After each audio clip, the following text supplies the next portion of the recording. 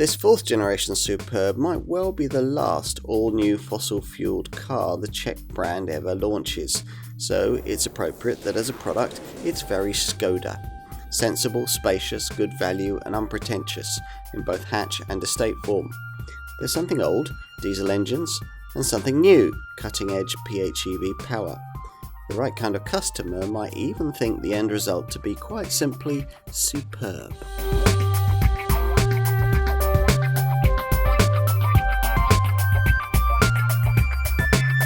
Old school virtues get new packaging in the fourth generation version of Skoda's big Superb. And here we're going to test it. It seems strange now to remember what an outlandishly unusual product the Superb was for Skoda's lineup when it first launched in B5 series form back in 2001. We'd never seen a Skoda this big and luxurious. The pundits said it wouldn't sell, and VW Group higher-ups made plans to quietly drop this Passat-derived model at the end of its first generation. But sell it did, so well that Skoda got the green light to build a second generation B6 series version in 2008. Then a third generation B8 series model in 2015. With 1.6 million Superb sales on the board, late 2023 saw the announcement of the fourth generation B9 series model we look at here. Still Passat-based, it's now even built on the same production line, and sharing everything meaningful with the brand's second generation Kodiaq SUV. Nothing too radical's been changed here, but almost every part of this car has been thought about afresh. The result is difficult not to like. To find out more, you're going to need the usual comprehensive car and driving road test.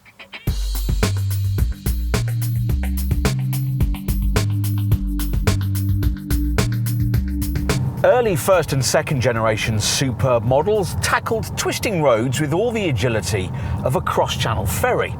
The installation of a stiffer Volkswagen Group MQB platform into the third generation model in 2015 helped a bit, but when pushing on it was only truly comfortable if you'd paid a considerable amount more to get adaptive dampers fitted. So it's quite a step forward to find a Superb that even with passive suspension seems to feel quite comfortable through the corners.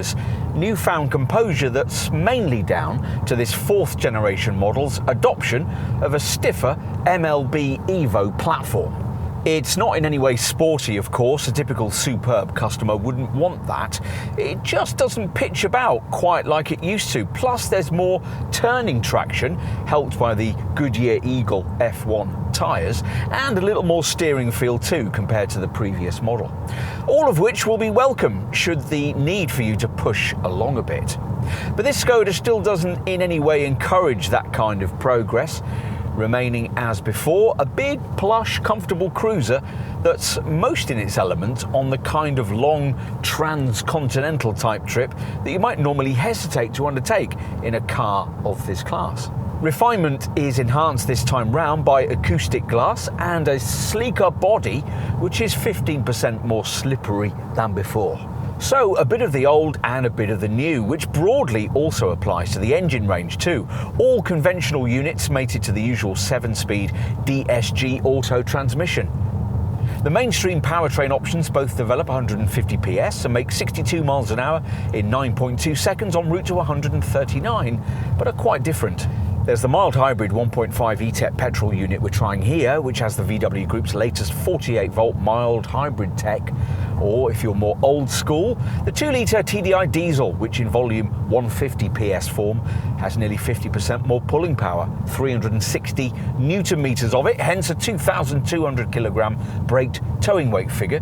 That's 300 kilos more than this petrol model and will be of particular interest to many customers of this estate variant. This diesel can also be had in uprated 193 PS form, in which guise it's mated to a four-wheel drive system, and for many would, in this guise, make a more sensible alternative to a mid-sized SUV. Talking of sensible alternatives, probably the biggest news on the engine front is the massively improved PHEV drivetrain. The previous generation Superb IV PHEV generally got a thumbs down from British buyers, and understandably so, with a relatively small 13 kilowatt-hour battery yielding just 35 miles of rarely achieved range. So Skoda's had another go, this time equipping the IV plug-in hybrid with a sizable 25.7 kilowatt-hour battery pack, which is supposed to be able to offer driving range of up to 84 miles. The engine that cuts in at the end of all that is broadly the same 1.5 litre TSI 4-cylinder unit we're trying today, but with the PHEV, this 150 PS power plant is mated to 6 rather than 7-speed transmission and works in concert with a 118 PS electric motor, contributing to a total system output of 204 PS. Which doesn't sound a great deal to propel over 1.9 tonnes of Czech real estate. The previous generation smaller battery PHEV IV model had 218 PS. Still, you won't notice a disparity unless you find yourself driving in the kind of manner a typical Superb owner probably never would. And the drive stats are competitive enough, 62 miles an hour in 8.1 seconds, en route to 136 miles an hour. Replicating those stats would involve selecting sport mode rather than hybrid or normal, which reminds us that driving modes aren't something you usually get with a conventionally engined Superb. It says much for the kind of car this is that you don't really notice the lack of them. Those rare folk who stretch right to Lauren and Clement trim at the very top of the range get the option of the fastest available Superb engine, a 265 PS 2-litre TSI petrol unit, which has to be had with four-wheel drive and seems rather pointless given the sort of car this is. With all three engines featured at that top trim level, you'll also be offered the option of paying even more for a dynamic chassis control adaptive damping system, which comes with more direct progressive dynamic steering.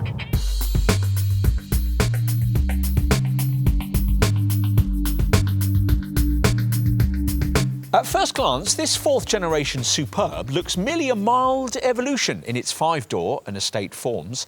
Closer inspection, though, reveals some significant changes. For a start, the new MQB Evo platform allows it to become an even bigger car. This estate version's now only a fraction under 5 metres in length, around 40 millimetres longer than before, and the hatch version is 43 millimetres longer than its predecessor. There's also a shallower windscreen rake, which, along with the sleeker roofline, helps this estate model be the most aerodynamic station wagon Skoda's ever made, with a drag coefficient of 0.25 CD, 15% better than the Mark III design. Wheel sizes vary from 17 to 19 inches. We've got 18-inch Dofida rims here. You'll notice changes at the front as well, where slimmer LED headlamps, which deliver 40% more light, flank an octagonal grille, which dips in the centre to allow a larger Skoda badge to sit at the end of the more sharply creased long bonnet. An electrically operated active shutter behind the central front air intake regulates the airflow as needed to keep the engine at its ideal temperature. At the back, a previous owner might notice the slimmer LED tail lamps, though might not pick up the fact that this fourth generation model is 5mm taller but 15mm narrower than its predecessor. Equally subtle is the addition of this more elongated roof spoiler with its side finlets. What has usually sold Superbs in the past, though, isn't cutting-edge exterior design, but a supremely spacious and user-friendly cabin. Time to get inside, pausing as we do to notice that, as usual, almost unique to Skoda, the umbrella built into the door. Well, it certainly feels spacious, basically like the kind of large executive class car you'd have to pay so much more for. Everything you can't see here is shared with the Volkswagen Passat that rolls down the same Bratislava Czech production line. But because Skoda took the lead on the project, the cabin doesn't have a particularly VW-like feel, as we'll see in some ways when it comes to the feel of some of the fixtures and fittings, for instance. That's a little disappointing. Though, when we tested the Passat recently, we did bemoan the lack of this Skoda's useful party piece, these 3 configurable rotary smart dials on the lower part of the centre console. Design-wise, there really is an awful lot going on here. Look at the fascia treatment on the passenger side, for instance. You go from rubberised dashboard top, above this curious serrated strip middle section, then on through double-stitch faux leather to this unusual grained trimming panel. Look around and buttons have been banished, while on-trend sustainable materials feature everywhere. Apparently all the cabin textiles are now 100% recycled. Plus there's a smartly improved ambient lighting system and Skoda's rather weird steering wheel design that misses out on the usual lower spoke. A previous owner would notice that the gear selector has now been moved to a steering wheel stalk too. The days are long gone when you had to pay extra on a Skoda for a digital instrument screen. As you'd hope, this 10.25-inch virtual cockpit display has been improved for this fourth generation design and can of course show itself in a choice of formats, the key central info flanked by either dials or boxes. You can change the background to your chosen format, prioritising either drive assist features or navigation mapping, and add trip data to the central part of the screen. If you want it, a head-up display is optional. Everything else you'll need can, of course, be found on this now much larger 13-inch central touchscreen, a new generation setup we've now tried on a variety of Volkswagens, and which is a big improvement on what went before, not least because of the way that the added AI-based ChatGPT software now extends the functionality of the LoRa voice assistant. This monitor usually displays in this sectioned format with widget boxes spaced around the features you use most often. Here we've got nav mapping flanked by radio, phone and voice system boxes.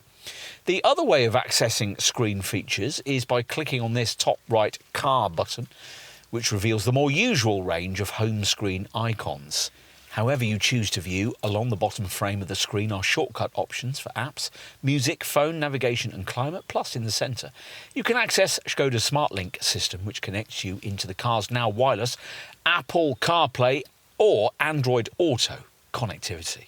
Earlier, I mentioned these three smart dials. They're not actually that smart. The two outer control climate, but the centre one can also be configured to deal with audio volume, map, zoom, or even drive modes.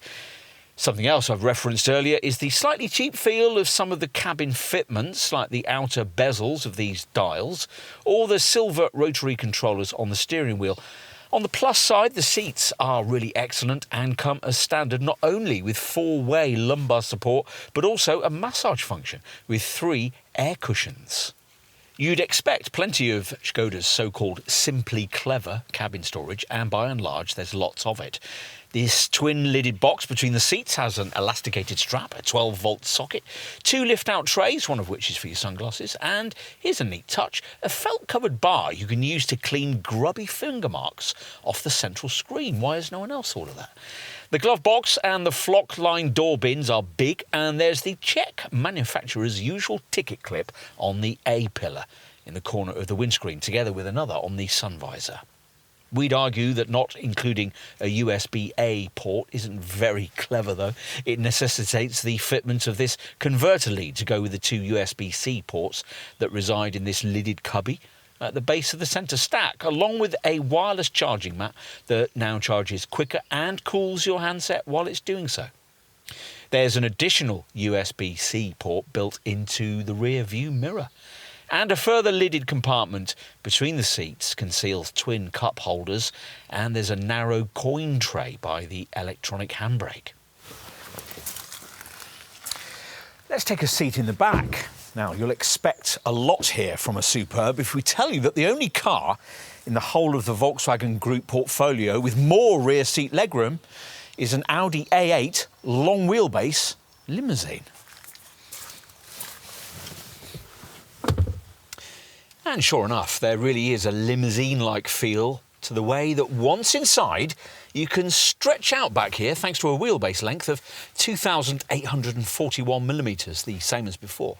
The designers have mounted the front seats a little higher than the norm so that rear folk can stretch out their brogues beneath them. But unless you're of basketball-playing stature, that probably won't be necessary. You won't want for headroom either. This estate version's headspace measurement at 1,008mm is 22mm more than the hatch, allowing for the fitment of a panoramic glass roof to this body style as an option. 3 folk could fit quite comfortably across the back here, but 2 travellers get the use of a central armrest, which now has a cup holder lid that can double as a tablet holder. Otherwise, all the practical touches you'd want feature here. 2 USB-C ports, decently sized door bins, overhead reading lights, rear climate controls with twin vents, and no fewer than 4 coat hooks. The front seat backs have twin pockets, and side window blinds are optional as part of a family pack that also gives you comfier rear sleep headrests. Let's finish as usual with a look at the boot area, but on the way we'll reference another familiar Skoda touch, the ice scraper built into the fuel filler cap. Said scrapers now apparently fashioned from more sustainable material. Good to know. Here, as you've seen, we've got the estate body style. The tailgate, which is now powered above base trim and can of course also be activated with a swipe of your foot beneath the bumper, rises to reveal the expected cavernous space. 690 litres, 30 litres more than the Mark III model. It'll be 645 litres with a hatchback version, 20 litres more than before. New for this 4th generation design, above base trim anyway, is an electrically operated load cover. Annoying though that Skoda wants to charge extra for an adjustable height boot floor, which only features with the estate. You can't have that, by the way, if you choose the PHEV drivetrain, which also drops boot space in this estate to 510 litres. But just look at the space. It allows for so many boot configurations that Skoda provides a QR sticker to help you remember them all. We like this covered left-hand side loading compartment, ideal for valuables. This deep recessed area off to the right is useful too. And then there's the fact that Skoda seems to want to set some sort of record for side cargo wall bag hooks. There are 2 on each side.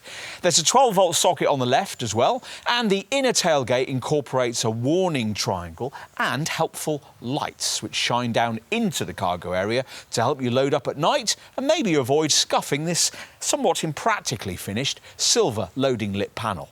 There's a vast amount of space beneath the floor, but only because Skoda refuses to fit any sort of spare wheel as standard. A more versatile 40-20-40 split backrest hasn't yet made it to the Superb, but you don't need it because the ski hatch features as standard. Fold everything flat in this estate and you free up as much as 1,920 litres of space, or 1,770 with the plug-in hybrid model. So yes, it's all very practical.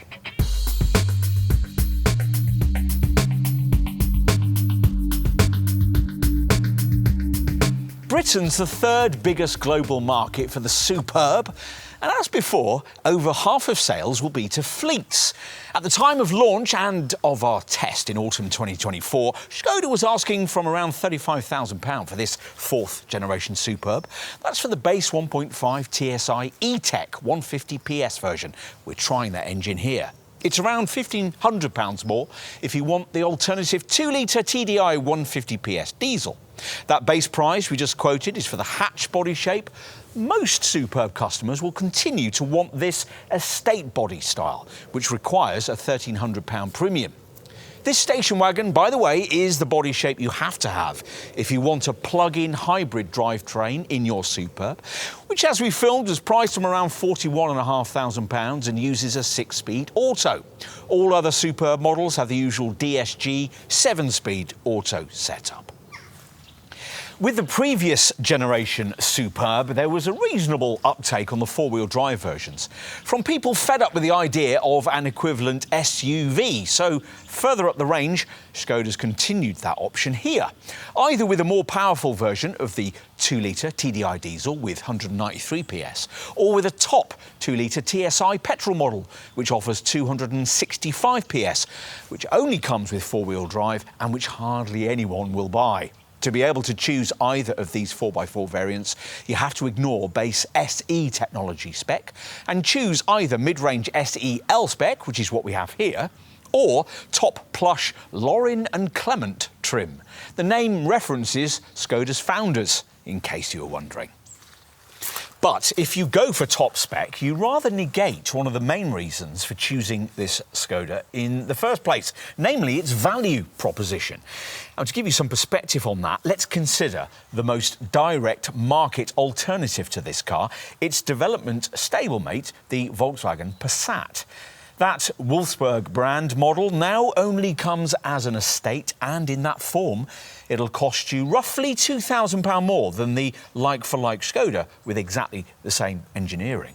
Otherwise, direct alternatives are thin on the ground. Once upon a time, almost every mainstream brand competed in this segment. Now there's only Peugeot, whose 508 sells weekly here in fastback or SW estate forms. For reference, a 508 hybrid 225 plug-in costs about the same as an equivalently specified mid-range superb IV PHEV 204 PS SEL model. You might also consider that 508's similarly engineered Stellantis Group stablemate, the Citroën C5X, though that's only offered as a hatchback. It would save you quite a lot over this Skoda, though, around £8,000 in base 1.2 litre PureTech 130 form, or around £3,000 as a plug-in hybrid. You might also be considering saloon or estate versions of the premium badge models you'd get in this segment, say a BMW 3 Series, an Audi A5 or a Mercedes C-Class. But those are far smaller inside and, like for like, pricier. A 3 Series, for instance, starts in base 320i form from around £39,000 as we filmed, with the equivalent Mercedes C-Class pricier still. If, having considered all of that, you conclude that it is a superb that you really want, then you'll need to know just how generous Skoda has been with standard spec. So let's take a look at that now. Starting with base SE technology spec, which includes most of what you'd want. That means 17-inch silver alloy wheels in a Mintaka design, LED headlamps, front fog lights, LED tail lights, rear privacy glass, power folding mirrors and silver roof rails on this estate version. There's also adaptive cruise control, which works with a travel assist setup that actively supports the driver in longitudinally and laterally controlling the vehicle. Inside, with base SE technology spec, there's heated front seats, a 10.25-inch virtual cockpit instrument display, a rear-view camera and a wireless charging mat, plus a 13-inch central touchscreen with navigation, wireless Apple CarPlay and Android Auto. There are all the usual benefits of the Skoda Connect ownership app as well. You probably won't be expecting a massage function for the driver's seat and an umbrella in the door at base trim level, but Skoda includes them here, though, irritatingly, wants £100 extra on the hatch version for a rear wiper.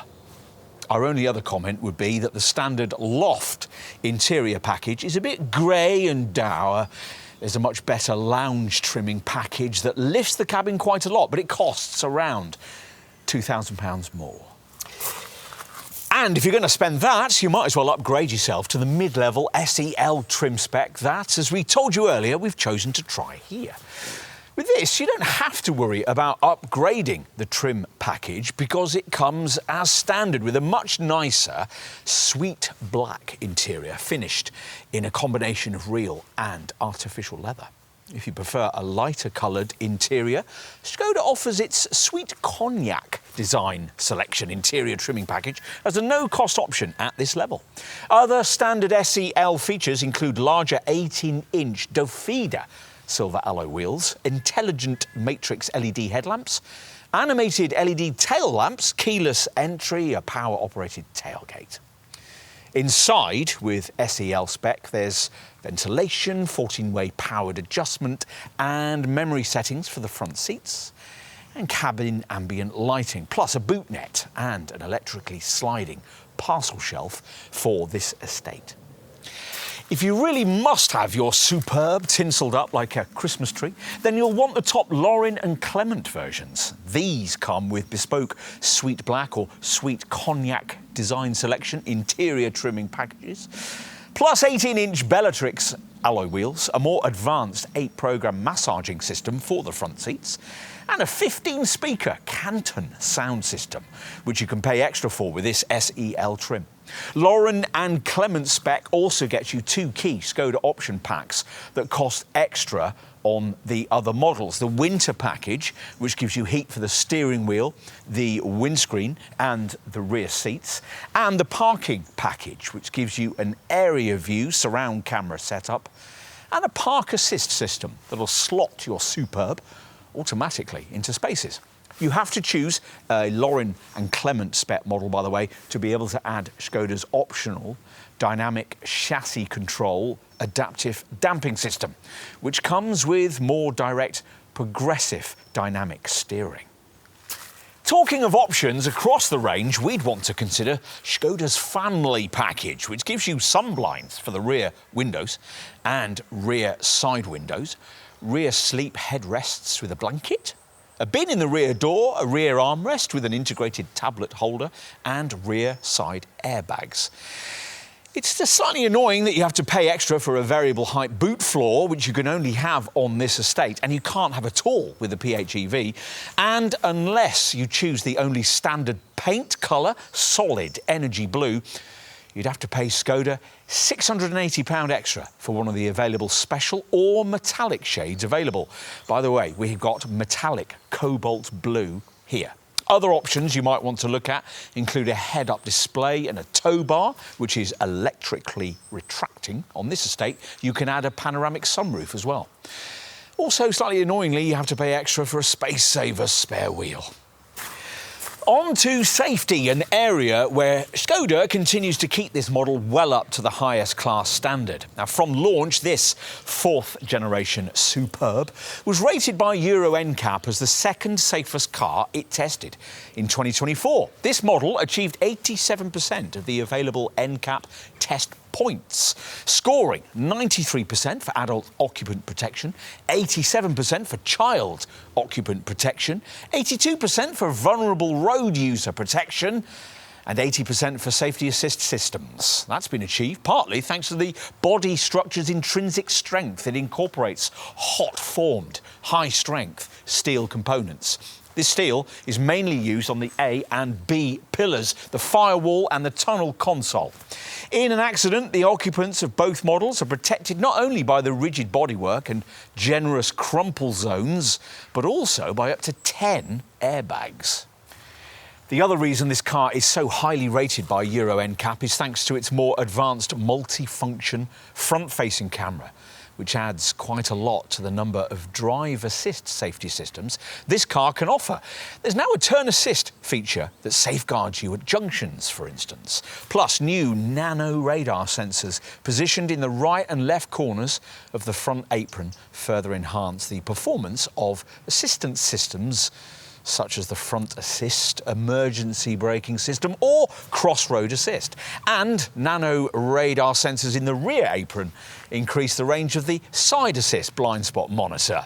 Skoda's also improved its attention and drowsiness assist setup, which monitors driver behaviour, assesses their potential level of fatigue and triggers visual and acoustic warnings if necessary. The front assist setup also includes predictive pedestrian protection that specifically searches for pedestrians who might be about to step out in front of you and, if necessary, can initiate braking to avoid them. All Superb models also get Lane Assist Plus, which alerts you if you drift out of lane. And across the range, all variants get dynamic road sign display, which pictures speed signs as you pass and displays them in your eye line, which also works with a predictive speed limiter, which uses GPS data to automatically regulate your speed for greater efficiency.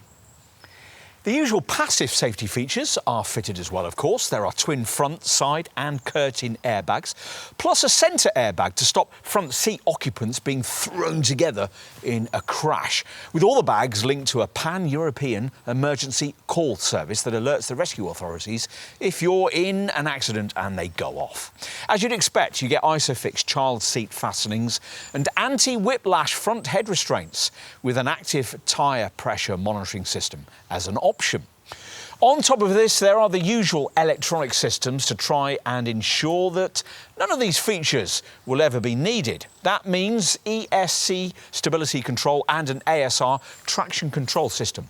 There's ABS braking, of course, a hill hold assist feature, stops you from drifting backwards on uphill junctions.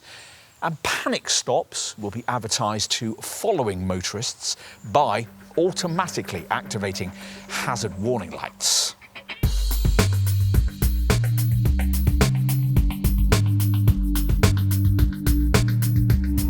Like its Volkswagen Passat close cousin, the Superb suffers from the VW Group's rather baffling decision not to have developed a self-charging full hybrid engine. As we told you in our driving section, for customers of mainstream Superbs seeking some sort of electrification, there's only a choice of either the somewhat ineffectual 48-volt mild hybrid tech we've been trying here, or the pricey option of the Superb IV plug-in hybrid, which is why there's likely to continue to be a strong take-up for the powertrain that still probably suits this Skoda best, the 2-litre TDI 150 PS diesel. This manages up to 58 mpg on the combined cycle, usefully better than this 1.5 E-Tech 150 PS model's 54.2 mpg showing. But as usual, the diesel lets itself down a bit on CO2 emissions, a best of 128 grams per kilometre, compared to the mild hybrid petrol's 119 grams per kilometre best possible showing. The mild hybrid tech with this petrol model works as it usually does. The 1.5-litre engine working with a 48-volt belt starter generator and a 48-volt lithium-ion battery that gets charged through regenerative braking energy delivered when coasting or off throttle, at which point no emissions are being discharged from the engine, which uses ACT Plus, or active cylinder management, to cut its use of 4 cylinders to just 2 at light to low throttle loads. For real frugality though, you've to turn to the IV plug-in hybrid model, which, as we told you in our driving section, now has a much larger 25.7 kilowatt-hour battery pack, which is supposed to be able to offer driving range of up to 84 miles. As usual with PHEVs, this skews the combined cycle fuel figure well into fantasy land. Here it's quoted at up to 784.3 miles per gallon. In reality, you probably wouldn't do much better than would be the case with a frugally driven diesel variant. And with the PHEV, you'd have to put up with a smaller fuel tank, 45 litres, as opposed to the usual 66 litres. But the important thing is that the HMRC believes the IV model's quoted CO2 figure up to 8 grams per kilometre, so a low benefit-in-kind taxation rating is guaranteed. The PHEV battery now supports DC charging at up to 50 kilowatts, which is much faster than the old shape Superb IV, which was limited to just 3.6 kilowatt AC charging.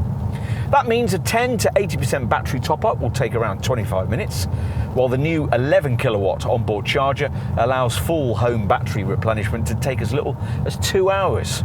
A more typical 7.4 kilowatt garage wall box would need around 4 hours. For those who simply don't care about electrification and benefit-in-kind taxation, there's the top 2-litre TSI 4x4 model, which returns up to 35.7 mpg and 180 grams per kilometre. For the equivalent 2-litre TDI 193 PS 4x4 diesel, the figures are up to 48.3 mpg and up to 153 grams per kilometre. What else? Well, bear in mind that if you spend over £40,000 on your Superb, which is quite likely, then you'll have to pay the usual vehicle excise duty surcharge levied on top of the normal annual VED tax. This will apply from the second year the car's taxed until it's 6 years old. As for servicing across the range, the recommended intervals for all engines are based around a 20,000 mile or 2-year regime. And you can budget ahead for maintenance costs by taking out a fixed price, prepaid servicing plan at point of purchase that covers the first 2 scheduled garage visits. The dashboard's centre monitor offers service, tyres and oil level maintenance readouts, and you can monitor ongoing frugality via since start, long term and since refuelling efficiency screens. As for residual values, well, experts predict a similar figure after 3 years and 36,000 miles to that of a Volkswagen Passat, so 46 to 47%.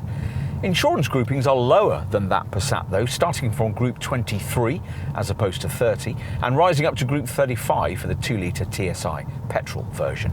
Finally, while it's certainly true that other rivals better the 3-year, 60,000 mile warranty that Skoda provides, you can extend your cover to 4 or 5 years by paying extra. Not that you really need to. The brand regularly tops independent consumer satisfaction surveys. According to real people, there are few more satisfying cars to own.